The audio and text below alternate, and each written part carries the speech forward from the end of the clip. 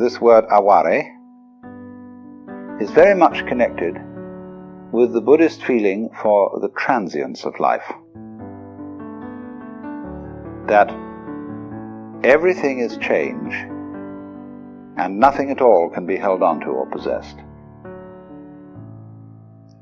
This feeling of transience is at the root of the philosophy of poverty that exists in Buddhism, and has a curious difference in it from the Christian philosophy of poverty. Somehow one feels in the Christian emphasis on poverty that poverty contrasts with richness as good to evil. In other words, poverty is unpleasant, but it's something you ought to share with the poor who live unpleasant lives. So if you are to expiate your sins, well, you ought to be poor and to live roughly. And so, if for this reason, in Buddhism, one would not say so much poverty as one would say simplicity. Not clinging to things because it's good for you, but because it is actually the happiest way to live. So the acceptance of everything flowing away is absolutely basic to freedom, to being a cloud water person who drifts like cloud and flows like water. But in this, we mustn't take ourselves too ridiculously. I mean, naturally all human beings have in them a certain clinging. See, you can't let go totally. You wouldn't be human if you did. You can't be just a leaf on the wind, to use a Zen poetic phrase. Because if you were that, you wouldn't be human. So a person who would be completely let go would also be some kind of an inanimate object. So Zen very definitely emphasizes being perfectly human as its ideal. And so to be perfectly human, one must have not a state of absolute detachment, but a state of detachment which contains a little bit of resistance. A certain clinging still. They say in India of a Jivan Mukta, a man who is liberated in this world, that he has to cultivate a few mild bad habits in order to stay in the body. Because if he were absolutely perfect, he would disappear from manifestation. And that little thing is very important. It grounds him. Well, this is another way of saying that even a very great sage, a great Buddha, will have in him a touch of regret that life is fleeting. Because if he doesn't have that touch of regret, he's not human, and he is incapable of compassion towards people who regret very much that life is fleeting. You know that poem which speaks of the feeling of a banquet hall deserted. Here it is, there's been a great banquet, and it's all the guests have gone home, and there are empty glasses and dirty plates and crushed napkins and all sorts of things all over, and somehow the echo of voices and merriment is still there. And so this mood, aware, comes up. So for this reason, Buddhist and Taoist poetry is not unemotional. It's not dehumanized, and does not have in it the feeling that we ought instead to turn into saints or supermen. That's the humane thing about this philosophy of life. The next word, the special term, is furyu. Furyu means literally wind flow. Fu is the character for wind. Ryu means flowing. First of all, you must remember that the word wind is used in Chinese and Japanese alike to indicate atmosphere. the atmosphere of a place.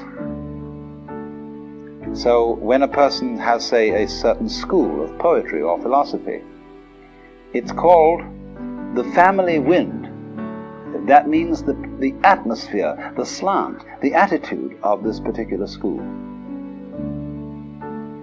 So that meaning of wind, atmosphere, comes into the expression furyu.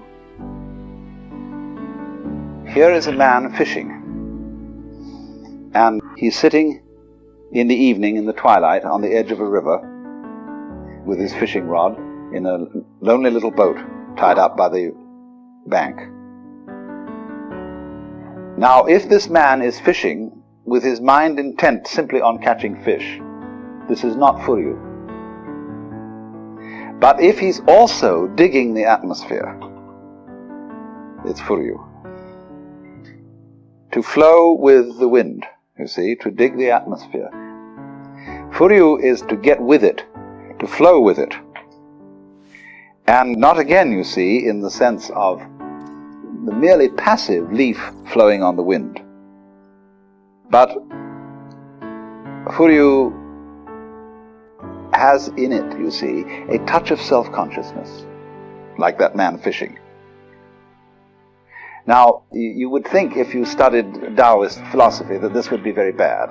Zhuangzi somewhere says that a comfortable belt is one that you don't feel, and you're unaware of it. That's not the most comfortable belt. Like comfortable shoes, would you be completely unconscious of comfortable shoes? No. Something better than comfortable shoes are shoes that you know are comfortable.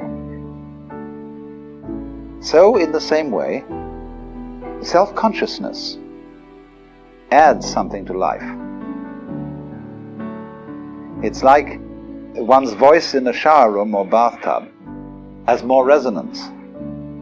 And that's why temples and cathedrals and resonating boxes for guitars and drums and things are created, to give this little quality of echo.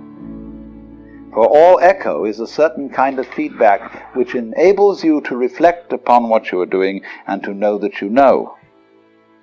So one might say that ordinary people are Buddhas, but they don't know it. And the Buddha is one who knows he's a Buddha. Only, they don't let you settle for this comfortably and easily, because really to know is also defined as not to know. In the Upanishads, it is said that if you think you know what Brahman is, you have yet some study to be done. For those who know Brahman do not know Brahman, and those who do not know Brahman really know. Now, all this paradoxical language is intended to keep you confused, so that you can't say, I've got it. So, but this position, you see, is not one-sided. There is something about being human, about being self-conscious, that is not a mistake of nature, not a completely evil fall into self-awareness. But self-awareness, although it creates all kinds of problems, because through self-awareness, the human being is in some sense a self-frustrating mechanism. He knows that he's going to die, and the price of being able to control the future is to know that in the long run you won't be able to, and worry about that. But also, with self-consciousness goes the possibility of resonance, of realization, of becoming enlightened, liberated, and knowing it, and therefore able to enjoy it. So, furyu adds to the dimension of going with it something more than the mere passivity of going with, but knowing that you're going. You could say furyu is style. When we say somebody really has style. Now, but this designates a particular kind of style. It is the style of what one might call the elegant poor man, the aristocratic bum, the rich pauper, you see. Now you find that a good deal in the things that we've been seeing.